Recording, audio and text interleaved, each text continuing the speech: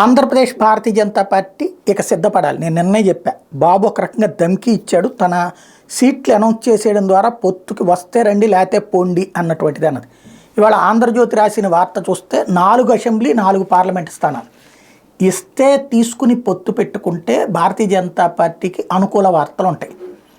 లేదు అంటే రేపటి నుంచి ఈనాడు ఆంధ్రజ్యోతి కుమ్మి పడేస్తాయి. అది నెంబర్ 1. నెంబర్ 2 వచ్చేటప్పటికి వాళ్ళ సోషల్ మీడియా ఇక ట్రోల్ చేస్తుంది. నెంబర్ 3 పవన్ కళ్యాణ్ చేత తిట్టిస్తారు ఈ దఫా. ఏమని, జగన్ కోసం అని చెప్పేసి భారతీయ జనతా పార్టీ ఇట్లా తయారైపోయింది. ఇప్పుడు పదే పవన్ కళ్యాణే మాట్లాడుతున్నాడు. పవన్ కళ్యాణ్ భారతీయ జనతా పార్టీ అధిష్టానం ఇప్పటివరకు పిలవాల. చంద్రబాబుని పిలిచారు, మాట్లాడారు, వాళ్ళకి ఏం కావాలో అడిగారు. పవర్ షేరింగ్ వాళ్ళు అడుగుతున్నారు.